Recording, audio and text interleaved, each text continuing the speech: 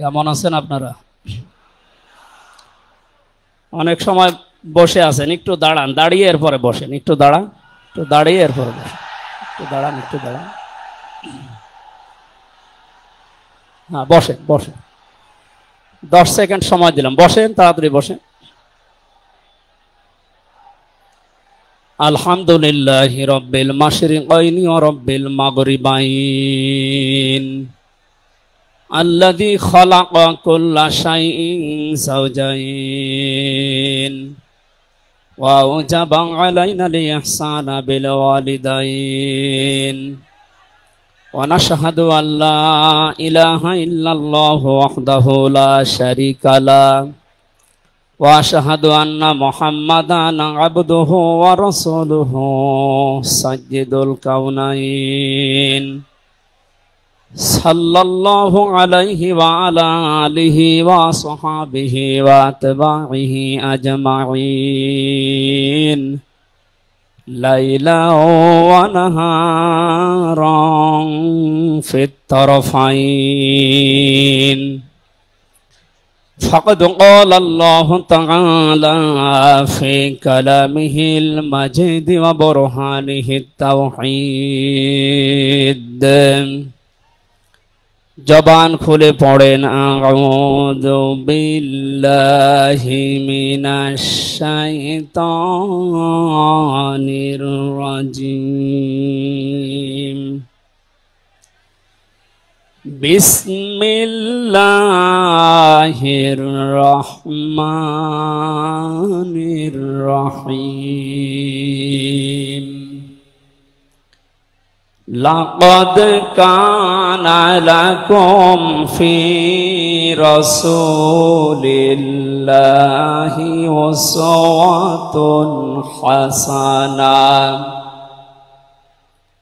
উসওয়াতুন হাসানাতুল লিমান কানা ইয়ারজুল্লাহা ওয়াল ইয়াউমাল আখিরা ওয়া যাকারাল্লাহা কাসীরা সাদাকতা ইয়া রাব্বানা। عن أبي هريرة رضي الله تعالى عنه قال قال النبي صلى الله عليه وسلم من مات ولم يغزو ولم يحدث به نفسه مات على شعبة من النفاق رواه مسلم وقال تعالى في شان حبيبي إن الله وملائكته يصلون على النبي يا أيها الذين آمنوا صلوا عليه وسلموا تسليما اللهم صل على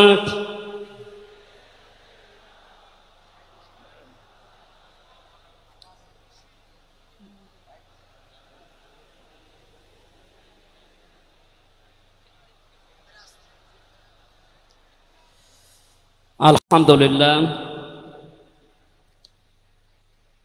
জাতীয় সিরাত উদযাপন কমিটি ঐতিহাসিক সরওয়ার্দী উদ্যান ঢাকা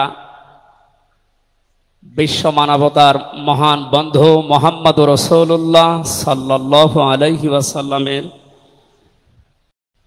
জীবন চরিত্র সম্পর্কে আলোচনার এই পবিত্র অনুষ্ঠানের সম্মানিত সভাপতি বিশিষ্ট আলেমে দ্বীন জনাব মাওলানা আবু তাহের জিহাদি দামাত বারকাতুহুল আলিয়া, মাহফিলের প্রধান অতিথি আন্দরকিল্লা শাহী জামে মসজিদের সম্মানিত খতিব আওলাদে রসুল আল্লামা আনোয়ার হোসাইন তাহের আল জাবের আল মাদানী মাদ্দাজিল্লুহুল আলিয়া, সম্মানিত অতিথিবৃন্দ, মঞ্চে বসা জাতীয় নেতৃবৃন্দ, সামনে বসা মুসলমান ভাইরা, পর্দার আড়ালের সম্মানিতা মা এবং বোনেরা, প্রশাসনের ভাইরা, প্রাণ প্রিয় ঢাকাবাসী, সবাইকে নিয়ে মহান রব্বুল ইজ্জাত আল জালালের দরবারে শুকরিয়া জানাচ্ছি, যিনি মহামানবের জীবন চরিত্র সম্পর্কে আলোচনার এই পবিত্র অনুষ্ঠানে আমাদেরকে হাজির হওয়ার তৌফিক দিলেন। জবান খুলে বলছি আলহামদুলিল্লাহ। কথা বলার প্রথমে আমি স্মরণ করছি 2024 সালের আগস্টের 5 তারিখ পর্যন্ত যারা মুক্তভাবে কথা বলার পরিবেশ তৈরি করে দেওয়ার জন্য নিজের জীবন পর্যন্ত দিয়ে গেলেন, শাহাদতের সর্বোচ্চ মাকাম আল্লাহ যেন তাদেরকে দান করেন।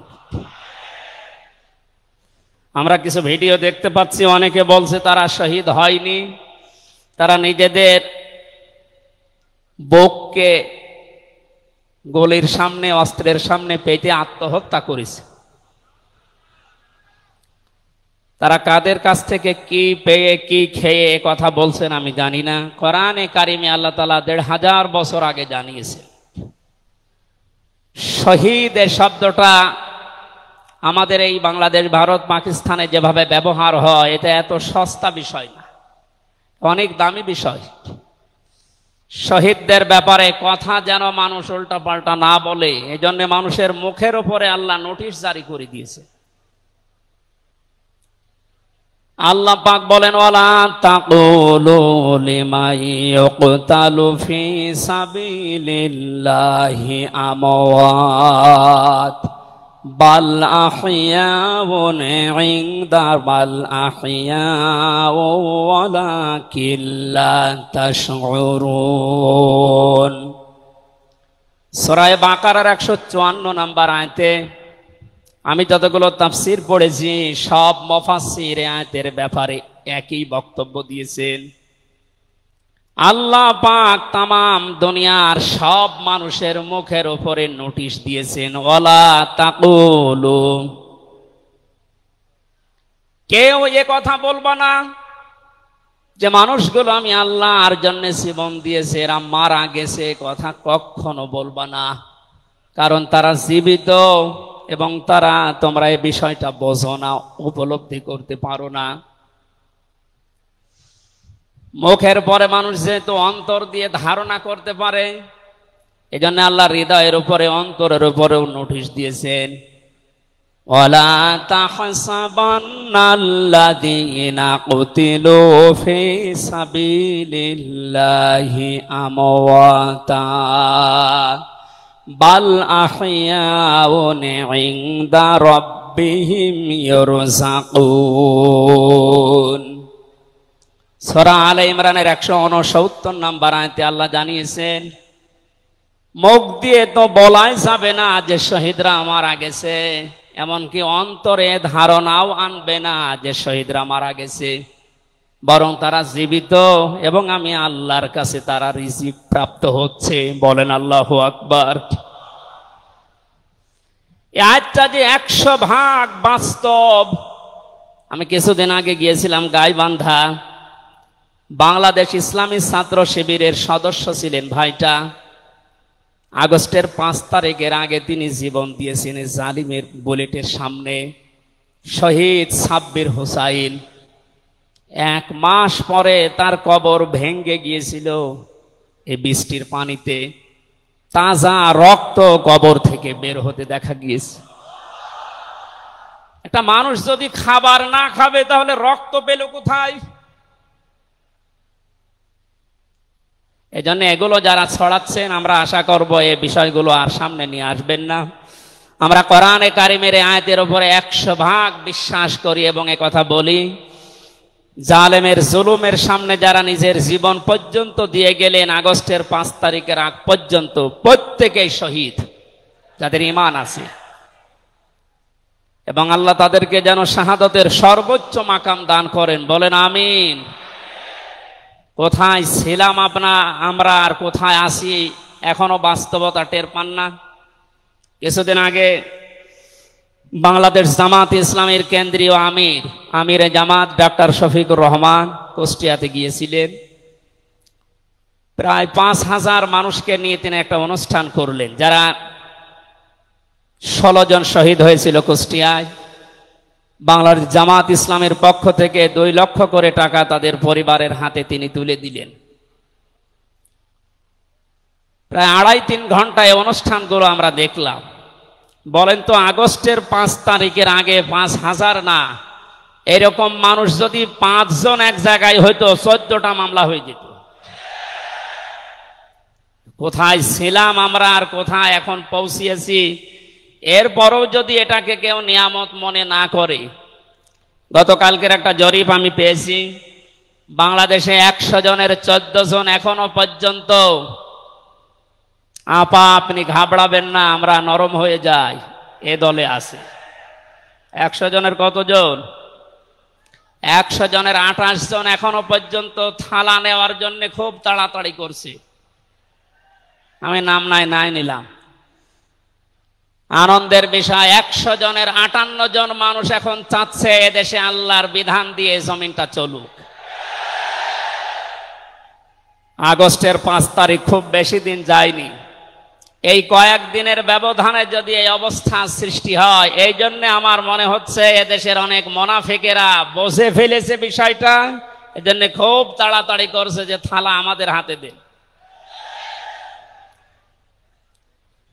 আমার দাদা একটা গল্প বলতেন। এক লোক বিবাহ করার পরে বাসর রাতে বউকে রেখে একটু বাইরে গেছে। দাদি শাশুড়ি এসে বলছে, আমার কিন্তু পতি চাই, তুমি কি করবা আমি জানি না। নতুন বউ ডাক দিয়ে বলছে, দাদি শাশুড়ি আমার একটু সময় দেন, আপনার পতি হবে, অসুবিধা নেই। শাশুড়ি এসে বলছে, বৌমা আমার কিন্তু নাতি চাই। ঠিক আছে, আমার সময় দেবেন তো। দেবর আর ননদ এসে বলছে, ভাবি আপনি কি করবেন আমরা জানি না, আমাদের কিন্তু ভাতিজা চাই। কিছুক্ষণ পরে স্বামী এসে বলছে, বউ তুমি কি করবা আমরা জানি না, আমার বেবি চাই। বউ মাথা উঁচু করে বলছে, তোমরা কি সব পাগলের বংশ? আমার এখনো কিছুই হয়নি, এরপরে 10 মাস 10 দিন সময় লাগবে, তারপরে কারো বেবি চাই, কারো ভাতিজা চাই, কারো নাতি চাই, সব হবে। আমারে তো সময় দেবেন নাকি? 15.5 বছরে যে জঞ্জাল তৈরি হয়ে আছে, 1-1.5 মাসে পরিষ্কার করা সম্ভব? আপনি কি মনে করেন? যারাই দায়িত্ব পেয়েছে ছাত্র জনতার হাত থেকে, দেশের মানুষের হাত থেকে, তাদেরকে তো একটু সময় দেবেন নাকি?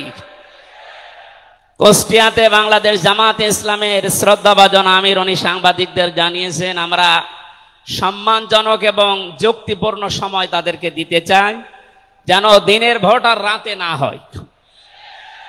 কথা বলেন না কেন? সুতরাং সম্মানজনক সময় নিয়ে তারা ঠিক ব্যবস্থা করবে। যারা খুব তাড়াতাড়ি করছেন, 10 মাস 10 দিন সময় দেবেন না, এমনিতেই বেবি উনি কি ফ্ল্যাক্সি লোড করে নিয়ে আসবে বাড়ি থেকে। সুতরাং আমরা চাচ্ছি, সংস্কার যখন আরম্ভ হয়েছে দেশে, 1628টা চেয়ার আছে এই দেশের মেন চেয়ার, এই চেয়ার না, যিনি পালিয়েছে তার চেয়ার থেকে শুরু করে এদেশের ওসি সাহেবের চেয়ার পর্যন্ত আপনি গণনা করবেন, 1628টা চেয়ার হয়। আমরা চাই খুব তাড়াতাড়ি যারা দায়িত্বে আছেন এই 1628টা চেয়ার যেন খুব তাড়াতাড়ি পরিবর্তন করা হয়, কারণ এগুলো সব ওই জালেমদের দোষ। এগুলো পাল্টিয়ে বৈষম্যের শিকার হয়ে 15.5 বছর যারা ওএসডি হয়েছিলেন, যারা নিজেদের চেয়ার পর্যন্ত পৌঁছাতে পারে নাই, আমরা চাই তাদেরকে এই সমস্ত জায়গাগুলোতে দেওয়া হোক। জালেমদেরকে আল্লাহ হেদায়েত দেয় না, তার বাস্তব প্রমাণ কালকের একটা কল রেকর্ড। একজনের জন্মদিন নাকি গোপালগঞ্জে পালন করতে দেয়নি এক ওসি সাহেব, এই জন্য বাইরের দেশ থেকে তাকে হুমকি দিচ্ছে যে তার নাম লিস্ট করে রাখো, আমি যদি কোনোদিন আসি তার খবর কর। আমি কথাটা শোনার পরে মিলালাম, আল্লাহু লা ইয়াহদিল কওমাজ জালিমিন।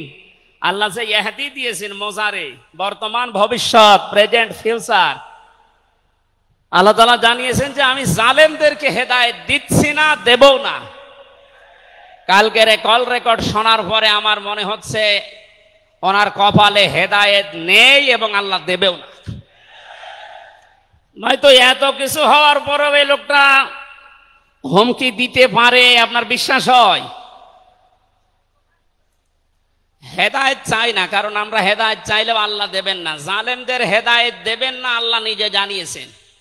কারণ জালেমদের বিরুদ্ধে মামলা দায়ের করবে আল্লাহ নিজে।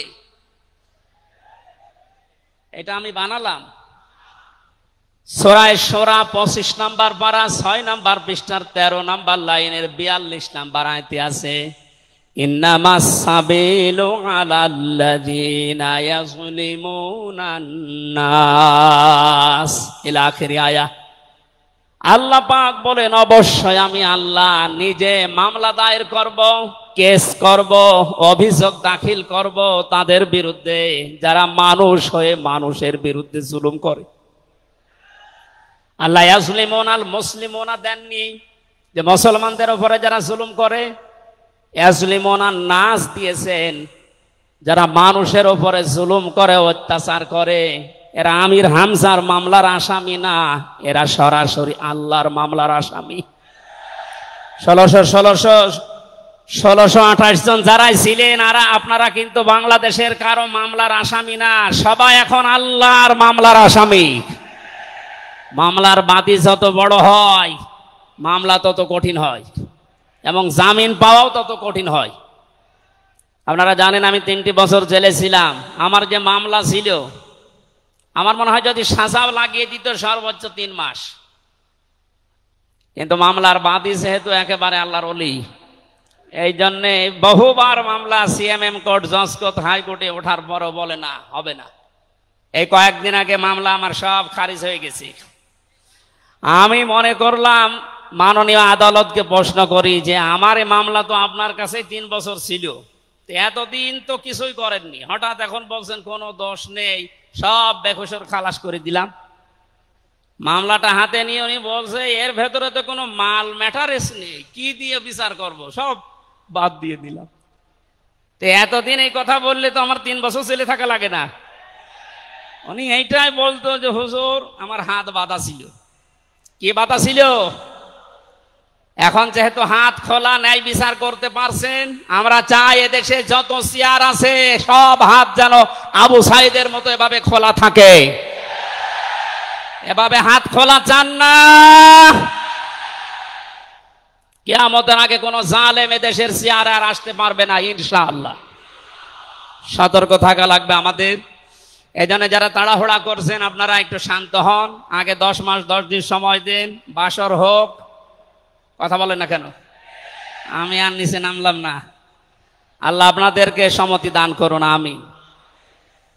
দরুদ আর সালাম পড়ছি আমাদের নবী মুহাম্মদুর রাসূলুল্লাহ সাল্লাল্লাহু আলাইহি ওয়াসাল্লামের প্রতি। আজকে সেই বিকাল 3টা থেকে শুরু করে রাত 9টা পর্যন্ত এদেশের পতিত যশা আলেমদের মুখে, ইসলামিক চিন্তাবিদদের মুখে এবং জাতীয় নেতৃবৃন্দের মুখে আপনারা নবীর সিরাত সম্পর্কে বিভিন্ন কথা শুনতেছেন। আমি লাইভ দেখছিলাম। আমার আজকের আলোচনার বিষয় রাসূল সাল্লাল্লাহু আলাইহি ওয়াসাল্লাম কেন একমাত্র আদর্শ। এই পয়েন্টের উপরে কোরআন শরীফ থেকে, হাদিস থেকে আমি 18টা পয়েন্ট বের করেছি। খুব সংক্ষেপে এর উপরে আপনাদের সামনে কথা উপস্থাপন করার চেষ্টা চালাবো ইনশাআল্লাহ। ওমা তাওফীকি ইল্লা বিল্লাহ। জবান খুলে কোরআনের এই সোনালী আয়াতটা একটু পড়েন। আউযু বিল্লাহি মিনাশ শাইতানির রাজিম। বিসমিল্লাহির রহমানির রহিম।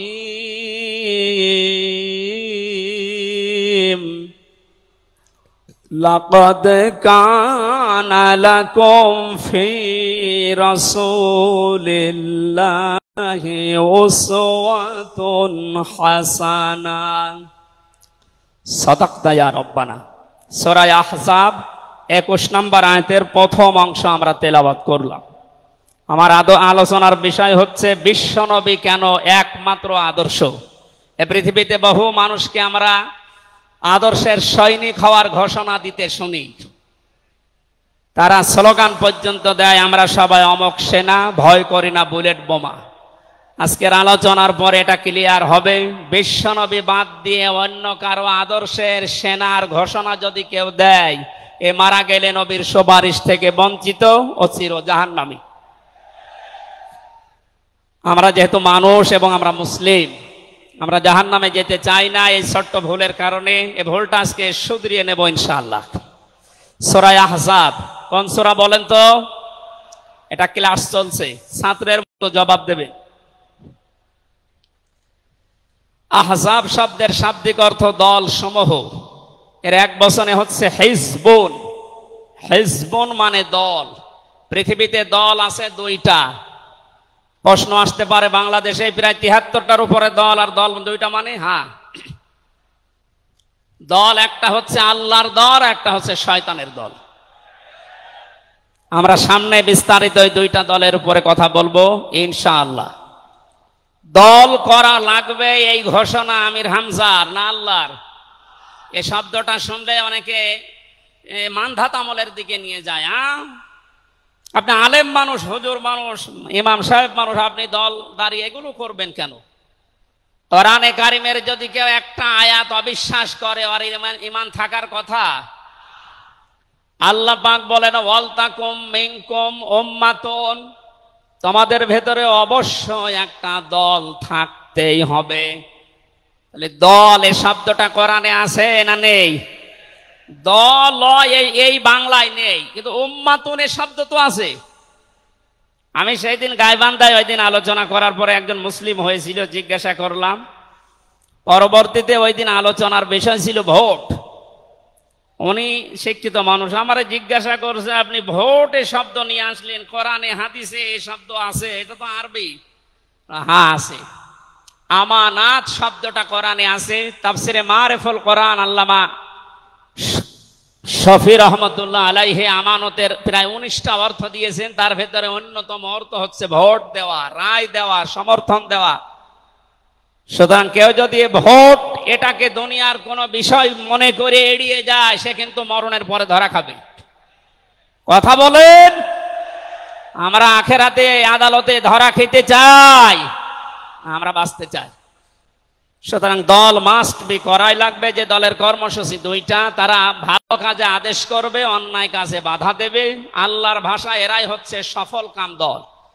এদেশে যত দল আছে এই দুইটি কর্মসূচি কারা পালন করে আপনি অবশ্যই দেখতে পাচ্ছেন। আপনার বিবেকের কাছে প্রশ্ন করে আপনি সামনে আগাবেন ইনশাআল্লাহ।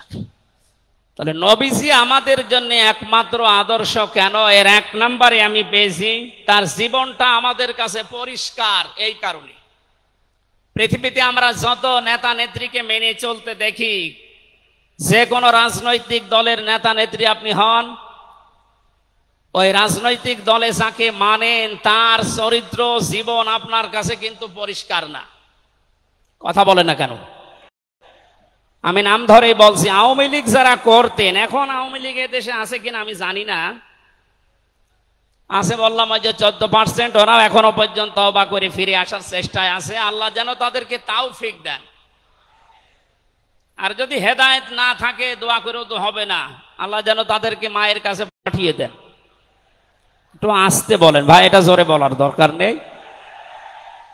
জীবনী পরিষ্কার হওয়ার কথা বলছিলাম। যারা করতেন আওয়ামী লীগ, বলেন তো আপনার বিবেকের কাছে, শেখ হাসিনা জীবনে কোনোদিন একটা মিথ্যা কথা বলেনি, এ গ্যারান্টি আপনি দিতে পারবেন? না না, এই কথা বলা ভুল হয়ে গেল। ওনার সারা জীবনে কোনো সত্য কথা আছে কিনা আমার সন্দেহ। আমার এই 33 বছর বয়সে তো আমি কোনো সত্য কথা ওনার কাছ থেকে শুনলাম না। কথা বললেই মিথ্যা কথা বল।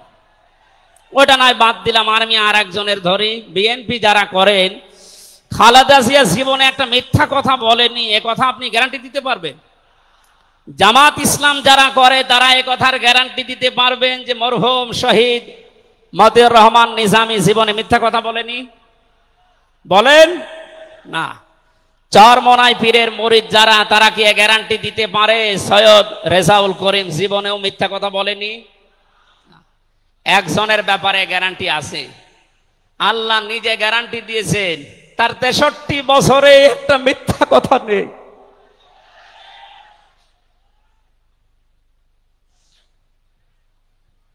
এই জন্য বিশ্বনবী আমাদের একমাত্র আদর্শ হওয়ার কারণ এই যে জীবনে 63 বছরে একটাও মিথ্যা কথা বলেননি। জোরে বলেন আল্লাহু আকবার। এটা যে কত বড় বিষয় আপনি চিন্তা করলে আপনি চিন্তার রেখা শেষ করতে পারবেন না। আমাদের দিনের ভেতরে 24 ঘন্টায় কত মিথ্যা আসে, আর তার পুরা 63 বছরের জীবনে একটা মিথ্যা কথা তিনি বলেননি। 2 নম্বরে পেয়েছি আমি, তিনি উন্নত চরিত্রের অধিকারী ছিলেন। এমন চরিত্র আল্লাহ তাকে দিয়েছিলেন। আমি 3 জন নবীর নাম পেয়েছি, আল্লাহর নামের সাথে তাদের নাম আল্লাহ মিলিয়ে দিয়েছেন। হযরত ইসমাঈল আলাইহিস সালামকে আল্লাহ ডাক দিয়েছিলেন গোলামিন হালিম, আমার সহনশীল বান্দা। হযরত ইসহাক নবীকে আল্লাহ বলেছিলেন গোলামিন আলিম, আমার জ্ঞানী বান্দা।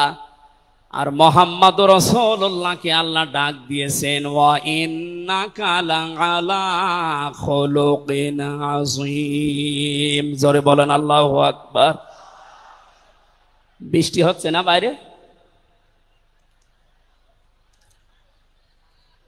এখানে ওঠাউঠি করেন কেন? বসেন বসেন।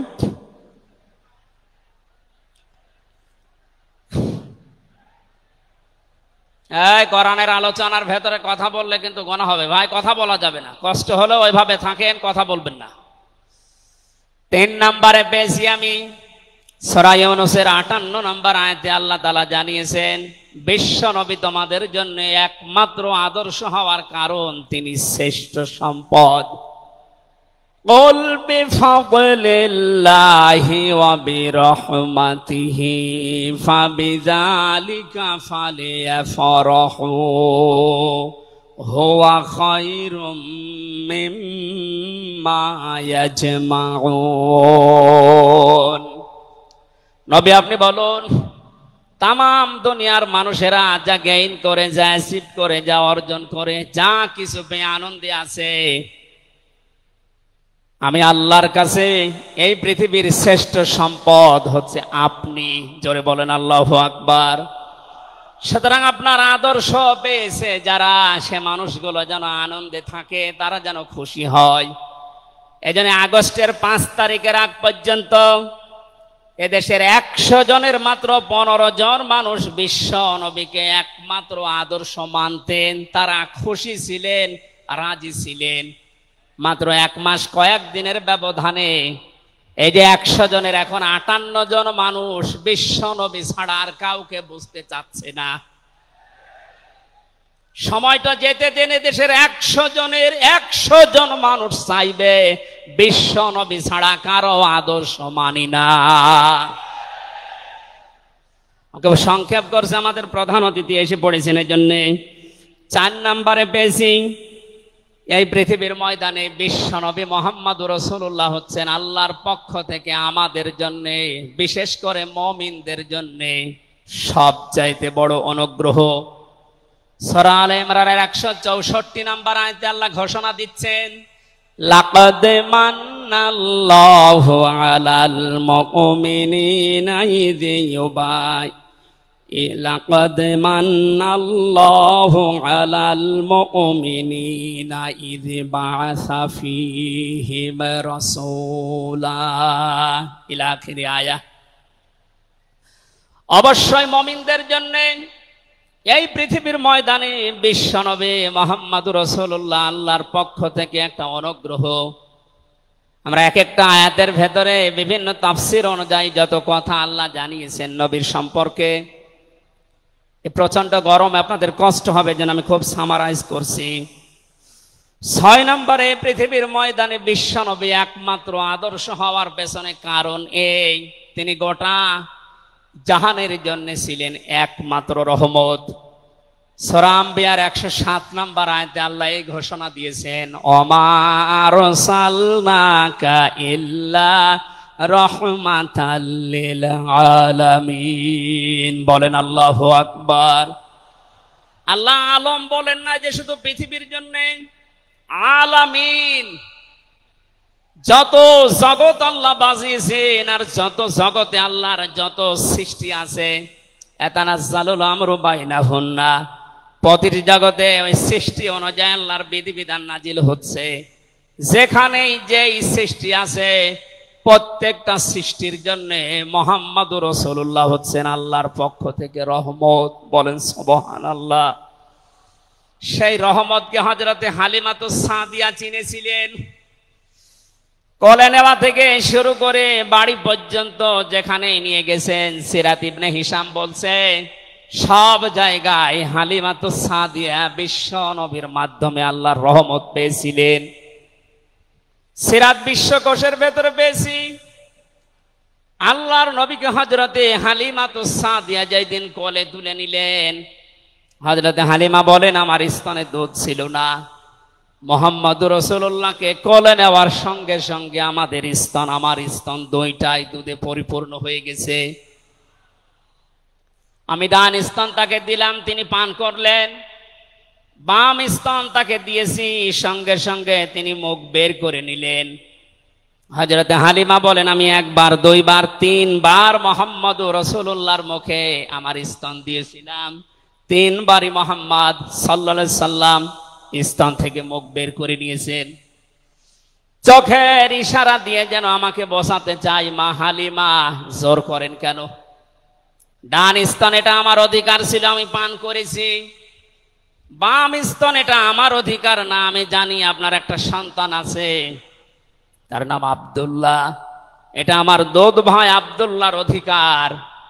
ও মা হালিমা, পৃথিবীতে আমি ভাইয়ের হক নষ্ট করার জন্য আসি না, এসেছি ভাইয়ের হক ফিরিয়ে দেওয়ার জন্য। ঢাকাবাসী যেই নবী মায়ের কোলে বসে ভাইয়ের হক নষ্ট করেন নাই এই রবিউল আউয়াল মাসে, সেই নবীর উম্মত আমরা এখন যারা দাবি করছি অধিকাংশ গুলোই দেখতে পাই যত বড় হচ্ছি তত ভাইয়ের হক মারার জম হচ্ছি।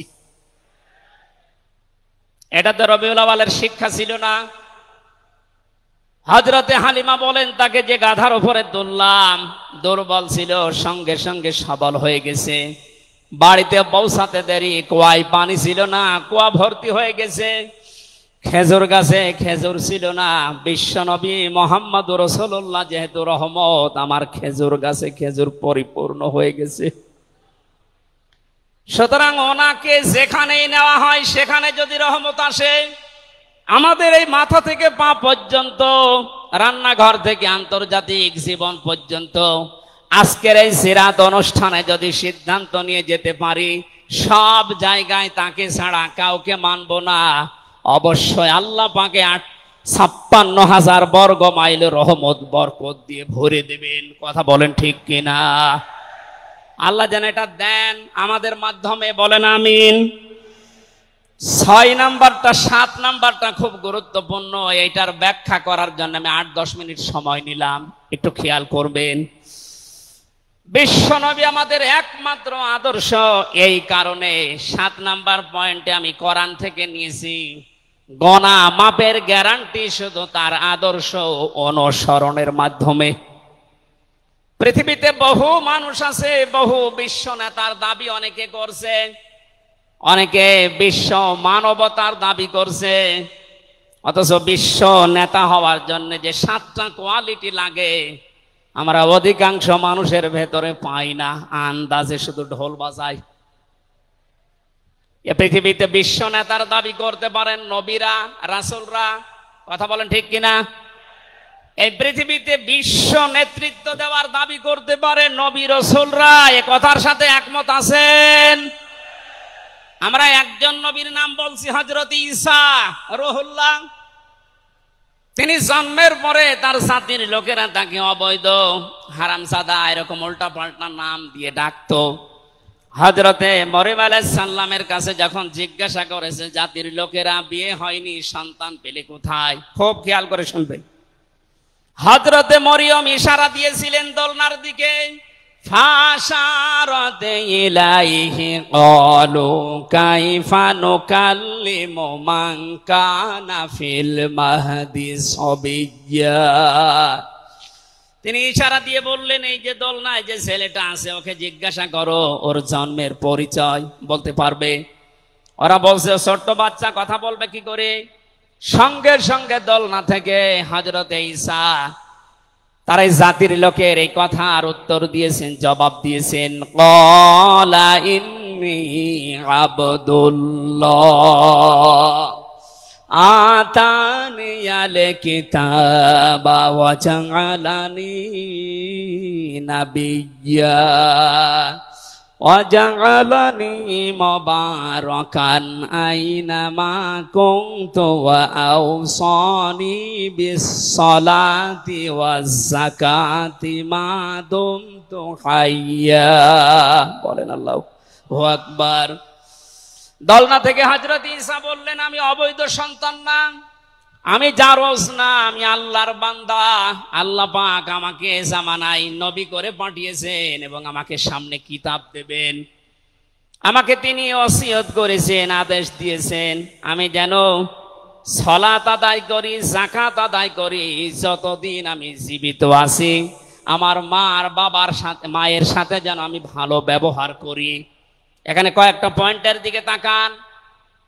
হযরতে ঈসা তিনি নিজের পরিচয় দিতে গিয়ে প্রথমে বললেন, আমি আব্দুল্লাহ, আল্লাহর বান্দা। আল্লাহ আমাকে জামানার নবী করে পাঠিয়েছেন এবং কিতাব সামনে আমাকে দেবেন। আজ পৃথিবীর ময়দানে যারা বিশ্ব নেতা হওয়ার কথা জানায়, যাদেরকে দাবি করা হয়, দেখেন তো এ মানুষগুলোর বাবা এক ধর্মের, মা আর এক ধর্মের। জন্ম আপনার আগে বৈধ হওয়া লাগবে, এরপরে বিশ্ব নেতা। যে 7টা পয়েন্ট আছে আয়াতের তাফসিরে, অত জোরে বলার দরকার নেই, আপনি বুঝলেই হবে। বিশ্ব নেতা হওয়ার জন্য প্রথম কোয়ালিটি থাকবে, আপনার জন্ম হওয়া লাগবে বৈধ। এ পৃথিবীর প্রত্যেকটা নবীর জন্ম ছিল বৈধ, কোন নবী অবৈধ না। কথা বলেন। অথচ এখন অনেককে এমন দাবি করে আকাশে তোলা হচ্ছে যার মা এক ধর্মের, বাবা আর এক ধর্মের। আমি বাকি 6টা নাই বললাম। ঢাকাবাসী, এবার আসেন তো সূরা আলে ইমরানের 131 নম্বর আয়াতের এই ব্যাখ্যাটা বলার জন্য আমি এই আশপাশে যাচ্ছিলাম। বিশ্ব নবীকে অনুসরণ করলে জীবনের গুনাহ মাপের গ্যারান্টি দিয়েছেন কে? এতদিন আয়াত যেভাবে শুনেছেন ওইভাবে না, যেহেতু এখন ডিজিটাল যুগ, ডিজিটাল কায়দায় শোনা লাগবে। কুল ইন কুনতুম তুহিব্বুনাল্লাহা ফাত্তাবিউনি ইউহিব্বুকুমুল্লাহ ওয়া ইয়াগফির লাকুম যুনুবাকুম আল্লাহু গফুরুর রহিম। এটা তাফসিরে ফি জিলালিল কোরআনে সাইয়্যিদ কুতুব বিস্তারিত দিয়েছেন, আমি শুধু ইঙ্গিত দিচ্ছি, একটু তাকান। আল্লাহ পাক বলেন, নবী আপনি বলুন, যদি আল্লাহকে ভালোবাসি এ দাবি তোমাদের থাকে, এ দাবি আমাদের আছে না নেই? আল্লাহকে আমরা ভালোবাসি এ দাবি আছে না নেই? আল্লাহ বলেন দাবি যারা করে তাদেরকে আপনি বলেন যে ফাত্তাবিউনি, তারা যেন আপনার অনুসরণ করে। আল্লাহ পাক বলেন তারা যদি আপনার অনুসরণ করে ইউহিব্বুকুমুল্লাহ, আমি আল্লাহ নিজেই তাদেরকে ভালোবাসা আরম্ভ করব। আমি যদি কাউকে ভালোবাসি তার জীবনের অপরাধগুলো মাফ করে দেই, আমি গফুর, আমি রহিম। এ পর্যন্ত বাংলা অর্থ ছিল। এবার আসেন ব্যাখ্যায়। এদিকে আসেন আপনারা, এদিকে আসেন। ফাত্তাবিউনি, আমার অনুসরণ করো, আমাকে দেখে দেখে চলো। এখন এই অনুসরণ করা লাগবে কি নবীজির জীবনের আংশিক না পূর্ণাঙ্গ? আরো জোরে বলেন, আংশিক না পূর্ণাঙ্গ? আব্দুল্লাহ ইবনে উবাইয়ের দিকে তাকান, এ লোকটা অনুসরণ করেছিল কিন্তু আংশিক। এই জন্য মুনাফিকের সর্দার হয়ে মারা গেছে। কথা বলেন ঠিক কিনা? তার নামাজ ছিল রসুলের মতো, রোজা ছিল রসুলের মতো, নবীজির পেছনে হজ করেছে, নবীজির সাথে, বিশ্ব নবীর সাথে ইফতারি করেছে, কিন্তু বিশ্ব নবী এই পৃথিবীর নেতা এটা সে মানত না। আজ বাংলা সহ বিশ্বে বহু মুসলমান এই থিওরিতে আছে, তারা নামাজ রসুলের মতো পড়ে, রোজা রসুলের মতো রাখে, কিন্তু সমাজ নবীজি, রাষ্ট্র নবীজি 10 বছর কোরআন দিয়ে চালিয়েছিলেন, এইটা মানতে তারা রাজি না। এ মানুষগুলোর অনুসরণ হচ্ছে আংশিক না পূর্ণাঙ্গ? সুতরাং আংশিক অনুসরণ করলে আল্লাহ কি আপনাকে ভালোবাসা আরম্ভ করবে না। ইউহিব এটা মোজারে, বর্তমান ভবিষ্যৎ, প্রেজেন্ট ফিউচার। যখন আপনি পূর্ণাঙ্গ অনুসরণ করার জন্য দাড়ি থেকে মাথা থেকে শুরু করে পা পর্যন্ত, রান্নাঘর থেকে শুরু করে আন্তর্জাতিক জীবন পর্যন্ত সব জায়গায় বিশ্ব নবীকে অনুসরণের সিদ্ধান্ত নিয়ে নেমে পড়বেন, আল্লাহ তখন ভালোবাসা আরম্ভ করবে। আয়াত অনুযায়ী দেশে এখনো যারা পূর্ণাঙ্গ অনুসরণ আরম্ভ করেননি, একটু নিজের দিকে তাকিয়ে ভাবেন তো। আপনি 14 বার হজ করতে পারেন, 24 বছর রোজা রাখতে পারেন, প্রতিদিন 72 রাকাত নামাজ পড়তে পারেন নফল, কিন্তু এখনো পর্যন্ত আল্লাহর ভালোবাসা আপনি পাওয়া শুরু করেন। এ কথা বুঝে এসেছে? সুতরাং আমাদের অনুসরণ হবে কি আংশিক না পূর্ণাঙ্গ? আরো জোরে বলেন। নবীজির মতো নামাজ পড়া যেমন, বিশ্ব নবীর মতো রাষ্ট্র চালাতেও হবে ওই রকম। নবীজি জানিয়েছেন, মান মাতা ওয়ালাম ইয়াখযু ওয়ালাম ইউহাদ্দিস বিহি নাফসাহু মাতা আলা শুবাতিন মিনান নিফাক। যে লোকটা মরে গেল কিন্তু তার এই চিন্তা ভাবনা ছিল না যে জমিন আল্লাহর কোরআন দিয়ে চলুক, এই লোকটা মুনাফিক হয়ে মরবে, কেউ তাকে বাঁচাতে পারবে না। অথচ এই হাদিসটা সামনে নিয়ে বাংলাদেশে আমরা এখনো অনেককে নামাজ পড়া, রোজা রাখা, দাড়ি রাখা, জুব্বা গায়ে দেওয়া মানুষকেও মুনাফিক হয়ে মরার সম্ভাবনা দেখতে পাচ্ছি। কথা বলে ঠিক কিনা? সুতরাং আমরা চাই নবীজি যেভাবে নামাজ পড়েছিলেন, বিশ্ব নবী যেভাবে রাষ্ট্র চালিয়েছিলেন, ওইভাবে আমাদের এই দেশটাও 10 বছর চলুক। আমিরে জামাত ডাক্তার শফিকুর রহমান কয়েকদিন আগে ঘোষণা দিয়েছেন, 15 বছর লাগবে না, মাত্র 10টা বছর আমাদের হাতে দেন, আমরা গ্যারান্টি দিতে পারি এ দেশের মানুষকে। 9টা পয়েন্ট ওখানে উনি দিয়েছেন, সবগুলোর বাস্তবায়ন করে এই 16 কোটি মানুষকে উনি দেখাবেন। এটাকে আজ অনেকে রাজনীতি মনে করে উল্টাপাল্টা দিকে নিয়ে যাচ্ছেন। আমার বিশ্ববিদ্যালয়ে থাকাকালীন এক দুষ্টু বন্ধু ছিল, 10 বছর নবী কোরআন দিয়ে রাষ্ট্র চালিয়ে বলতে পেরেছিলেন, খায়রুল কুরুনি করনি, আমার যুগ শ্রেষ্ঠ যুগ। আমাদের দেশটা 53 বছর স্বাধীন হয়েছে, 1 বছরও কোরআন দিয়ে চলেছে। এই জন্য তো কোনো জিনিস নিরাপদ না। আমার ছোট দাদা উনি বলছিলেন যে হজে যাওয়ার পরে দেখি একটা ঘড়ি পড়ে আছে, মোবাইল ঘড়ি। চিন্তা করলাম নেব না, মনের ভেতরে ভয়, যদি ধরা পড়ে যায় তাহলে তো মানুষ, এ দেশে তো ধরা পড়লে আবার হাত কেটে দেবে। দেশে যাওয়ার পরে মানুষ বলবে হাজী সাহেব চোর। এই ভয়তে নিলাম না। কি করি, অতক্ষণ দাঁড়িয়ে থেকে কেউ নেয়ও না, কারো পায়ের নিচে পড়ে আবার নষ্ট হয়ে যাবে। তুলে নিলাম এদিক ওদিকে তাকিয়ে। হারানো জিনিস যেখানে জমা দেয় ওই জায়গায় জমা দিলাম। ওনারে জিজ্ঞাসা করলাম, ভাই মোবাইলের দাম কেমন হবে? উনি আমারে বলছে, ইয়া হাজিউল হজ্জাত আইনা বিলাদুকা, হে হাজি দেশ কোথায়? দাদা বলে, জি তুমেন বাংলাদেশ। বাংলাদেশ থেকে এসেছি। আপনার বাংলাদেশের টাকার মান অনুযায়ী এই ঘড়ি মোবাইলের এটা দাম হবে 72,000 টাকা। কত? 72,000 টাকার মোবাইল পড়ে আছে, ঘড়ি কেউ নিচ্ছে না। এদেশে থাকবে? বলেন। সাধারণ মানুষের কাছে থাকা দূরের কথা, দরবেশের কাছে থাকবে 36,000 কোটি টাকা। আমার মনে হয় আমার 33 বছরের জীবনে গণনা করেও শেষ করতে পারবো না। পদ্মা সেতু আর একটা বানিয়ে এখনো 4,000 কোটি টাকা রাষ্ট্রে থেকে যেত। কথা বলেন। দরবেশ যদি এই করে, যেগুলো ধরবেশ ওগুলোর চরিত্র কি বলেন? এই জন্য এই বন্ধুটা আমারে বলছিল, আমি রামজা, আমি কুষ্টিয়া থেকে যাচ্ছিলাম ঢাকাতে, একটা নর্মাল কোচে চড়ে হঠাৎ আমার পেটে গন্ডগোল। সিরাজগঞ্জ রোড পার হওয়ার পর ড্রাইভারকে বললাম যে ভাই একটু দাঁড়ান, আমি নেমে যাব, আমার পেটে গন্ডগোল। ড্রাইভার বলছে গাড়ি থামবে না, একেবারে জায়গা মতো থামবে। আপনার যদি বেশি অসুবিধা হয় তো পেছনে সিট খালি আসে, বসে বসে আল্লাহ আল্লাহ করেন। ও বলছে আমার পেটে গন্ডগোল, একে আল্লাহ আল্লাহ থামে? পেছনে যে দেখি কয়েকটা সিট খালি পড়ে আছে, ওই যে পলিথিন দেয় বমি করার জন্য, একটা নিলাম।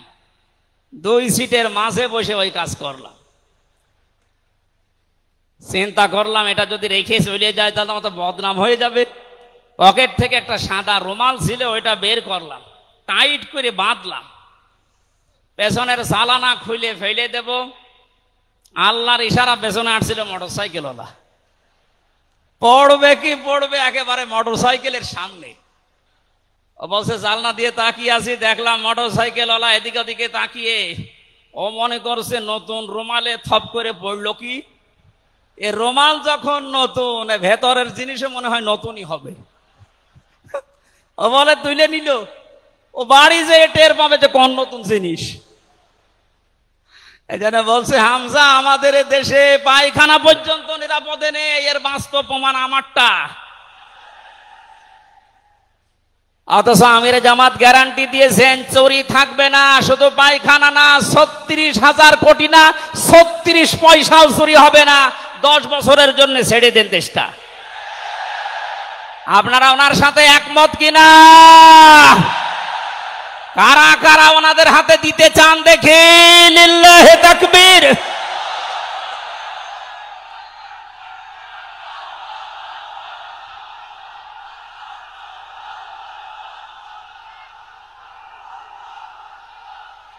আলহামদুলিল্লাহ ভাই, এটা রেকর্ড হচ্ছে। এটা শুধু এই সামিয়ানার নিচে নেই, 18 কোটি মানুষ শুনতেছে। যারা এই ময়দানের থেকে হাত তোলা দেখে তারাও হাত তুলেছে। আমরা চাই এই হাত যেন আল্লাহর জন্য আপনারা তোলেন, মানুষকে দেখানোর জন্য না।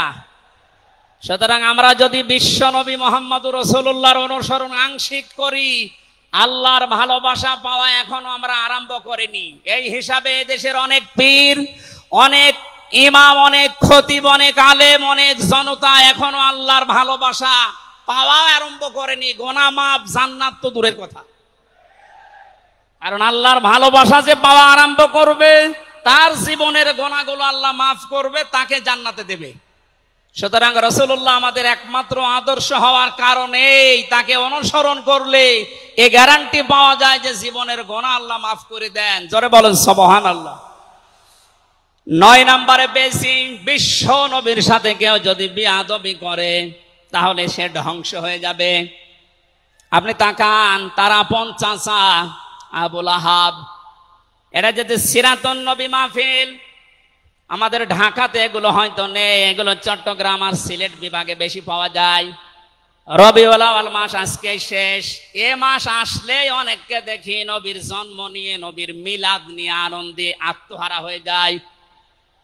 পরিষ্কার ভাষায় বলছি, বাংলার মানুষেরা নবীর মহাব্বত, নবীর ভালোবাসা মাস্ট বি লাগবেই। কিন্তু নবীর জন্ম নিয়ে, নবীর মিলাদ নিয়ে যদি কেউ শুধু আনন্দ করে মেতে থাকে, নবীর আদর্শর কোনো খোঁজ নেই, আপনি এই মুহূর্তে জেনে নিতে পারেন যে আপনি জাহান্নামী। তার প্রমাণ নবীদের আপন চাচা আবু লাহাব আর আবু তালেব। এই দুইজন চাচা নবীর আদর্শ পেয়ে খুশি ছিল না, তারা নবীর জন্ম পেয়ে খুশি ছিল। নবীর মিলাদে, নবীর জন্মে তারা এত খুশি হয়েছিল, আবু লাহাব নিজের কাজের মেয়েকে পর্যন্ত আজাদ করে দিয়েছিল। আবু তালিব নিজের সন্তান হযরতে আলীকেও কাছে রাখতো না। আল্লাহর নবীর জন্মে লোকটা এত বেশি খুশি হয়েছিল, যতদিন পর্যন্ত তার আন্ডারে ছিল নবীজি, ততদিন নিজের ছেলে বাদ দিয়ে বিশ্ব নবীকে কাছে রেখে ঘুমাতো। অথচ তাদের পুরা দুইজনের জীবন আমি পড়ে দেখেছি। দুইজন চাচা, বিশ্বনবী মুহাম্মদুর রাসূলুল্লাহর দুইজন চাচা শুধু নবীর জন্ম মিলাদ নিয়ে আনন্দে ছিল, আদর্শ পেয়ে তারা আনন্দ করে নাই, মেনে নেয় নাই। জন্য দুইজনেই জাহান্নামী। বলেন নাউজুবিল্লাহ। সিস্টেম অপর পৃষ্ঠায় দেখুন, আরো দুইজন চাচার নাম আমরা জানি, হযরতে হামজা, হযরতে আব্বাস রাদিয়াল্লাহু তাআলা আনহুমা। এই দুইজন চাচা শুধু নবীর জন্মে মিলাদে খুশি ছিলেন না, তারা নবীর আদর্শ পেয়ে খুশি হয়েছিলেন। এই জন্য দুইজনেই জান্নাতি। বলেন সুবহানাল্লাহ। হযরতে হামজা, হযরতে আব্বাস যে জান্নাতে গেছে কোনো সন্দেহ আছে? আল্লাহ কোরআনের আয়াত নাযিল করেছেন তাদের নামে, রাদিয়াল্লাহু আনহুম ওয়া রাদু আন। আল্লাহ পাক বলেন আমি তাদের উপরে রাজি হয়ে গেছি যেমন তারা আমার উপরে রাজি। সুতরাং হযরতে আব্বাস, হযরতে হামজা দুইজনেই নবীর আদর্শ মানার কারণে জান্নাতি। আমরা এদের মতো হতে চাই, বলেন আমিন। এখানে একটা কথা আছে, হযরতে হামজা আব্বাস রাদিয়াল্লাহু তাআলা আনহু তিনি কিন্তু অনেক আগে মুসলমান হয়েছিলেন গোপনে, কিন্তু প্রকাশ করেননি। এ মাসলাটা বলছি এই কারণে 152 জন সমন্বয়কের ভেতরে 108 জন বাংলাদেশ ইসলামী ছাত্র শিবিরের নেতা এবং পরীক্ষিত কর্মী। তারা আজ অনেক জালেম এবং অনেক মুনাফিক পর্যন্ত, এমন অনেক আলেম নামে জালেম পর্যন্ত এই বিষদগার করছে। নাম যেহেতু দেখেছে ছাত্র শিবির, এই জন্য তাদের এই চুলকানি। কেন ওরা এতদিন পরিচয় প্রকাশ না করে এই কাজ করলো? ওরা মুনাফিক, ওরা শয়তান। যেখানে বিশ্বজিতের মতো হিন্দু সে রেহাই পায় না, সেখানে পরিচয় দিয়ে মার খাবে। সুতরাং সাদিক সাহেব এবং এস এম ফরাদ ভাই সহ যারা পরিচয় গোপন করে এই জালেমের বিদায়ের জন্য এই বিপ্লব আমাদেরকে এনে দিয়েছেন, তাদেরকে প্রত্যেক থানায়, জেলায়, রাজধানীতে সংবর্ধনা দেওয়া দরকার। তারা এটা এমনিতেই করে নাই, তারা হযরতে আব্বাসের জীবন থেকে করেছে। অথচ হযরত আব্বাস রাসূলের বিরুদ্ধে বদরের ময়দানে বিরুদ্ধে যুদ্ধ করার জন্য আবু জাহেলের পক্ষ নিয়ে গিয়েছিল, অথচ তিনি ওই সময় মুসলমান। তার মানে নিজের পরিচয় গোপন করে বাস্তবতার নিরিখে স্থান কাল পাত্র ভেদে একটা কৌশল, এটা একটা হেকমা। ও জীবনে কোরআনই পড়ে নাই, হাদিস পড়ে নাই, ও ফতোয়া দিচ্ছে যে এ হচ্ছে মুনাফিক। এই জন্য ওনারা যা করেছে, আমি এখানে 9টা পয়েন্ট এনেছিলাম। সাদিক সাহেব ভাই সহ, এস এম ফরাদ ভাই সহ 108 জন যা করেছে, সব নবীদের থেকে, নবীর মাদের থেকে, নবীর সাহাবীদের থেকে, নবীদের চাচার থেকে শিক্ষা নিয়ে এই হেকমতটা অবলম্বন করেছে। আল্লাহ তাদেরকে যেন সর্বোচ্চ মাকাম দান করেন, বলেন আমিন। আসতেছে মেহমান।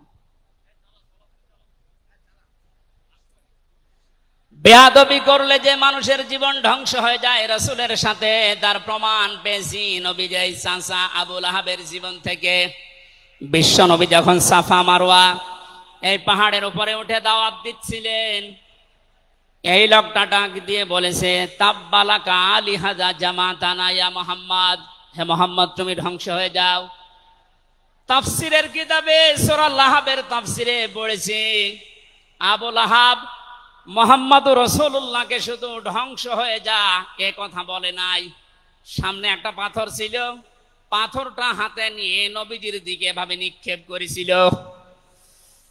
ঢাকাবাসী খুব খেয়াল করে শোনেন, এখানে আমার 2টা পয়েন্ট আছে। আবু লাহাব 1500 বছর আগে মুহাম্মদুর রাসূলুল্লাহর দিকে যে পাথর নিক্ষেপ করেছিল, তাফসিরে ফি জিলালিল কোরআন মুফাসসির লিখেছেন সাইয়্যিদ কুতুব, যে নবীজির সামনে পাথরটা পড়েছিল, নবীজির শরীরে লাগে নাই। আল্লাহ পাক সঙ্গে সঙ্গে তার জন্য কোরআনের আয়াত নাযিল করলেন, শুধু এই হাতের জন্য না। তাব্বাত ইয়াদা আবি লাহাবি ওয়া তাব।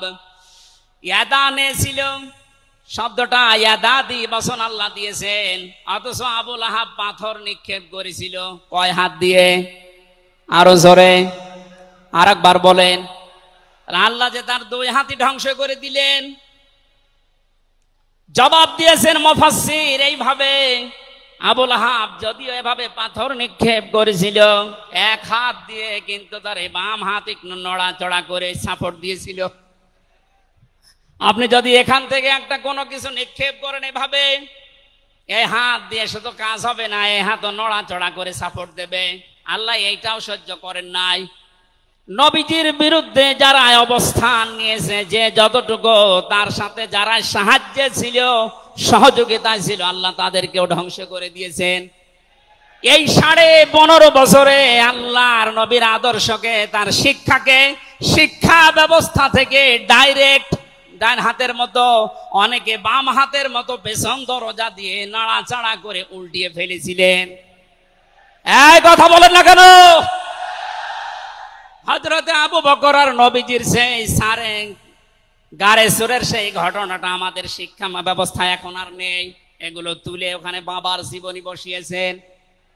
সুতরাং নবীজিকে যারা আঘাত দিয়ে শিক্ষা ব্যবস্থা থেকে ৯৬% মুসলমানের এই দেশে নবীর আদর্শ বাদ দিয়ে অন্য কাউকে যারা বসাতে চেয়েছিলেন, যারা ডাইরেক্ট এগুলো করেছিলেন, যেগুলো মন্ত্রণালয়ের দায়িত্বে ছিল, বাম হাত দিয়ে যারা পেছন দরজা দিয়ে নাড়াচাড়া দিয়েছেন, উপদেষ্টা মণ্ডলের ভেতরে 2 জন আছে, তারা সমকামিতা প্রমোট করছেন, আমরা শুনতে পাচ্ছি।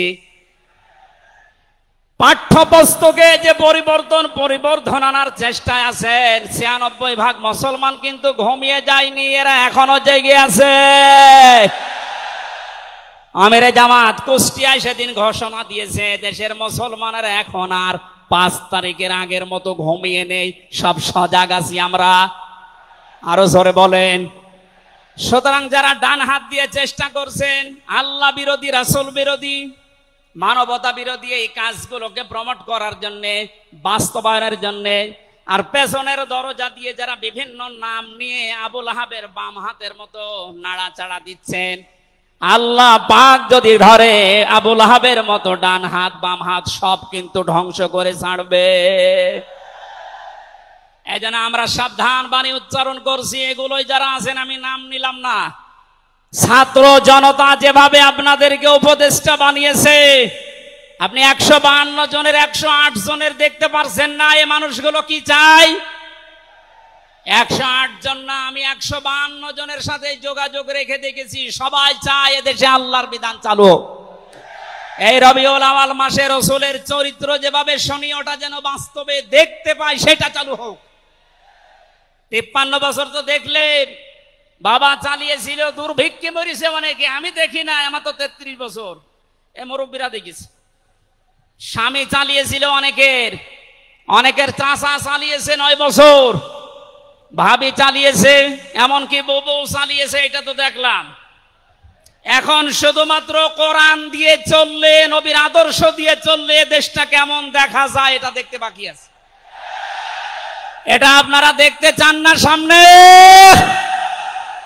আমার জীবনের সবচাইতে বড় শখ, আকাঙ্ক্ষা, তামান্না এইটা, চর্ম চোখে যেন আল্লাহ আমাকে দেখায় যে ৫৬,০০০ বর্গ মাইল তার কালাম দিয়ে চলছে। এটা দিয়ে চললে যে কেমন দেখা যায়, এটা মিনি জান্নাত হয়ে যাবে। আপনি বিশ্বাস করেন, এটা মিনি জান্নাত হয়ে যাবে। অনেকের এখনো পর্যন্ত শ্বশুর ভয় দেখাচ্ছে। আমির জামাত সেদিন বলেনি যে শ্বশুর ভয় দেখাচ্ছে মেয়েদেরকে যে তোমাদের ঘর বন্দি করে রাখবে। অনেকে যারা ডাল খায়, মামা বাবা খায়, লাল পানি খায়, এরা কি খাবে? দেশটা যদি কোরআন দিয়ে চলে, নবীর আদর্শ দিয়ে চলে, পুরা দেশটা হয়ে যাবে মসজিদের মতো। মসজিদে প্রবেশ করলে যত বড় বিড়ি খোর হোক, যত বড় ডাল খোর হোক, যত বড় বাবা খোর হোক, আর লাল পানি যেই খায়, ওই পরিবেশে গেলে কেউ কি চাইবে যে একটু লাল পানি খাই? কারণ পরিবেশটাই রহমত দিয়ে ভরপুর। কথা বলেন ঠিক কিনা? এজন্য মসজিদে প্রবেশ করতে হলে আল্লাহর রহমত আমরা কামনা করি। আল্লাহুম্মা আফতাহলি আবওয়াবা রহমাতিক, পুরা জায়গাটাই রহমত দিয়ে ভরপুর। আল্লাহর কোরআনের বিধান সেখানে চলে, এজন্য পুরা জায়গাটা রহমত দিয়ে ভরপুর করা। এই দেশটায় যদি আল্লাহর বিধান চালু হয়, রাসূলের আদর্শ চালু করতে পারি আমরা, পুরা দেশটা হয়ে যাবে মসজিদের মতো। তখন আর লাল পানি খেতে, বিড়ি খেতে আপনার মনে চাইবে না ইনশাআল্লাহ। আপনি জান্নাতি হয়ে মারা যেতে পারবেন, এই গ্যারান্টি আমরা দিতে পারি। সুতরাং আমরা রাসূলের সাথে কোনো বিয়াদবি যেন না করি। আমার মনে হয় মেহমান এসে গেছে আমাদের মাঝখানে।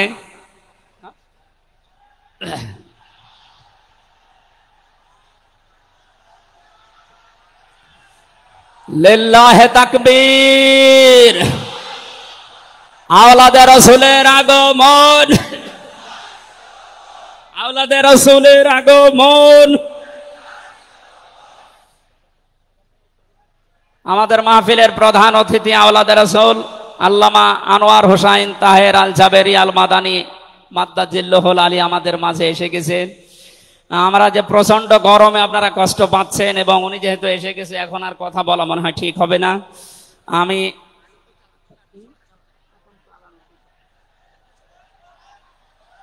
এই এখানে যা বসা আছে সব আমার উস্তাদের উস্তাদ।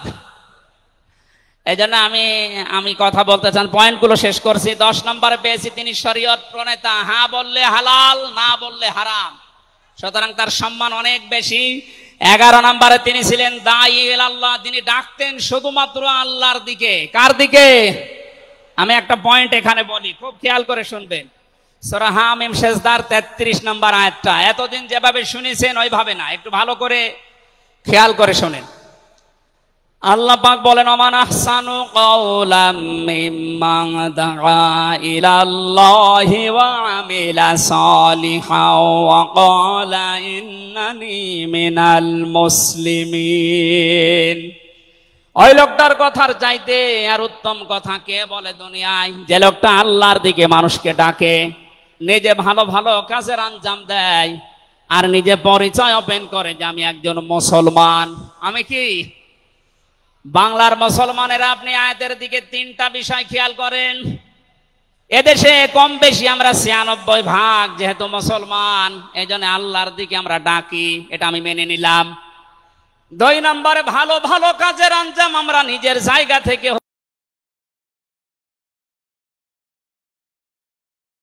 ওয়াকালা ইন্নানি মিনাল মুসলিমিন, আমি মুসলমান, এই ঘোষণা দেওয়ার মতো পরিবেশ এই দেশে এখনো আসে নাই।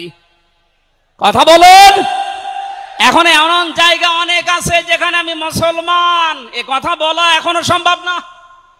সুতরাং আয়াতের 3 নাম্বার, এটা যদি বাস্তব এই চর্মচোখে দেখতে চান যে আমি মুসলমান, এই পরিচয় দিয়ে আমি এই পৃথিবীতে টিকে থাকতে চাই, তাহলে এই দেশটা কোরআনের হাতে দেওয়া লাগবে, মাস্ট বি। কথা বলেন ঠিক কিনা? সুতরাং আমাদের এখন থেকে ডাক হবে কোনো পীরের দিকে না, কোনো বাবার দিকে না, আমাদের একমাত্র ডাক হবে আল্লাহর দিকে। জোরে বলেন আমিন। 12 নম্বরে বেশি তিনি যুদ্ধবন্দীদের সাথে এমন ভালো আচরণ করতেন। ইয়ামামার একজনের নাম পড়লাম হাদিসের পাতায়, বিগ লিডার ছিলেন এই লোকটা, সামামা ইবনে ওয়াসাল রাদিয়াল্লাহু তাআলা আনহু। বদরের ময়দানে তিনি ধরা পড়লেন, সাহাবীরা তাকে বেঁধে রেখেছে মসজিদের ভেতরে খুঁটির সাথে। নবীজি এসে বললেন, সামামা কেমন লাগে তোমার, কি আচরণ আমার কাছে আশা করো? লোকটা বলে, মুহাম্মদ সাল্লাল্লাহু আলাইহি সাল্লাম, আপনি আমাকে মেরেও ফেলতে পারেন, ছেড়েও দিতে পারেন। নবীজি তাকে বললেন, সামামা এই দুনিয়ায় শেষ দুনিয়া না, আর একটা জগৎ আমাদের সামনে আসে।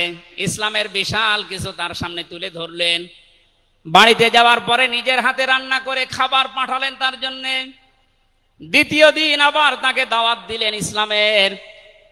বিশ্ব নবী নিজে উটের দুধ এক সাহাবীকে দিয়ে দহন করিয়ে গরম করে পাঠালেন। মনে হচ্ছে তিনি জামায় আদর করছেন, অথচ সে লোকটা যুদ্ধবন্দী। একটা যুদ্ধবন্দী মানুষের সাথে বিশ্ব নবীর যে আচরণ, এ পৃথিবী অবাক হয়ে গেছে। অথচ এই 15.5 বছরে যুদ্ধবন্দী না, কারাবন্দী, তাও অন্যায় ভাবে। আরে ভাই, আমার তো 3 বছর পরে যেহেতু মামলা খালাস করে দিয়েছে, আদালত কর্তৃক প্রমাণ হয়েছে যে আমি নির্দোষ, আমার কোনো দোষ নেই, তাহলে আমরা মামলার আয়ু থেকে শুরু করে একেবারে ওই উপর পর্যন্ত যিনি পালিয়েছেন, এ পর্যন্ত যারা জড়িত ছিল, আমি চাই তাদের প্রত্যেকে যেন 3 বছর জেলে থাকে। এইটাই ন্যায় বিচার হবে। এই কথা বলে না কেন? আমার জন্য 3 বছর, ব্যারিস্টার আরমানের জন্য 8 বছর, 11 বছর। কত বছর? আপনি যে চট করে ঢুকে পড়বেন, আগে 11 বছর থাকেন, এরপরে।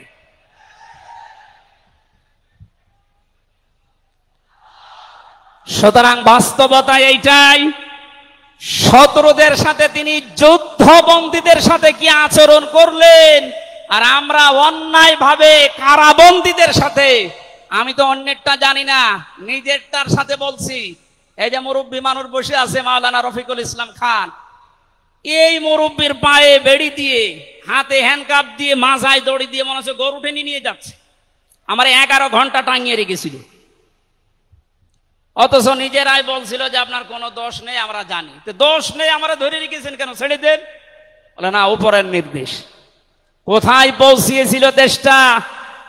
আর তারা এই রবিউল আউয়াল আসলে একদিন ছুটি দিত নবীর জন্মদিন পালন করার জন্য। নবীর আদর্শের কোনো খোঁজ খবর তাদের কাছে নেই।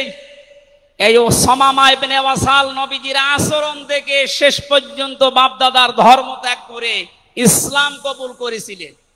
এই 15 বছর যদি এরকম কিছু দেখাতে পারতেন, লাখের উপরে মানুষ জেল খাটতেছে। আমার মনে হয় 100 জনের 70 জন মানুষ এই দেশে জেল খাটে, কিচ্ছু জানে না। বিশেষ করে 15.5 বছর এই মানুষগুলো আপনার দলে অন্তত না আসলেও আপনার জন্য দোয়া করতো। এরপরে আমি পেয়েছি বিশ্ব নবীকে একমাত্র আদর্শ হওয়ার কারণ তিনি শত্রুদের সাথে এমন আচরণ দেখিয়েছিলেন, পৃথিবীতে ইতিহাস হয়ে আছে। তাইফে তিনি দোয়া করেছিলেন, আল্লাহুম্মা হাদি কওমি ফাইন্নাহুম লা ইয়ালামুন। 14 নম্বরে পেয়েছি তিনি নবী এবং রাসূলদের নেতা ছিলেন। 15 নম্বরে ছিল তার বক্ষ ছিল উন্মুক্ত। 16 নম্বরে পেয়েছি তিনি ছিলেন লাইট বা আলো। 17 নম্বরে তিনি ছিলেন স্নেহময়, মমতাময়। 18 নম্বরে তিনি ছিলেন কমল হৃদয়ের অধিকারী। এক একটা শব্দের ভেতরে লক্ষ লক্ষ কথা আল্লাহ লুকিয়ে রেখেছেন। রাসূলের জীবনে 1 ঘন্টা 1.5 ঘন্টায় না, কিয়ামত পর্যন্ত যদি কেউ আলোচনা করে, আমি 31টা বিষয় সাজিয়েছি এক একটা পাঠ অনুযায়ী। সুতরাং এরকম যদি শুরু হয় তো 31 দিন একাধারে লাগার কথা আমার এই ক্ষুদ্র জ্ঞানে। যারা আরো বড় বড় আলেম এখানে বসে আছে, কিয়ামত পর্যন্ত আলোচনা শুনবেন, করবেন। আমাদের নবী আজিম খুলুকিন আজিম, কোনোদিন শেষ হবে না ইনশাআল্লাহ। সুতরাং নবীজি আমাদের একমাত্র আদর্শ, এটাই ফাইনাল। তাকে ছাড়া আমরা কাউকে মানি না। উদারতা আহ্বান জানাচ্ছি তাকে আদর্শ গ্রহণ করার জন্য। আমিন। বারাকাল্লাহু লানা ওয়া লাকুম ফিল কোরআনিল আযীম। এখন আমাদের সামনে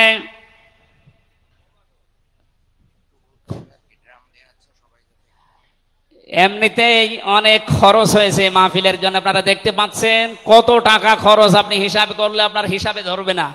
আবহাওয়ার কারণে ব্যবস্থাপনার কয়েক গুণ খরচ হয়ে গেছে। প্যান্ডেলের ভেতরে বাইরে ড্রাম দেওয়া আছে। আল্লাহর দিকে তাকিয়ে নবীজির এই সিরাত, বিশ্ব নবীর আদর্শ যারা গ্রহণ করবেন বলে আপনারা আশাবাদ ব্যক্ত করলেন, তাদেরকে বলছি মুক্ত হস্তে আপনারা একটু দান করে যাবেন। জাতীয় সিরাত বাস্তবায়ন কমিটি আগামীতে আবার এর চাইতে আরো বিশাল আকারে নবীর জীবনে আমাদেরকে শোনানোর চেষ্টা করবে ইনশাআল্লাহ। অবশ্যই এটা দিয়ে যাবেন। আমি আজকের মতো বিদায় নিলাম। আমিন। বারাকাল্লাহু লানা ওয়া লাকুম ফিল কোরআনিল আযীম। আসসালামু আলাইকুম ওয়া রাহমাতুল্লাহ। এখন আমাদের প্রধান অতিথি আছে, উনি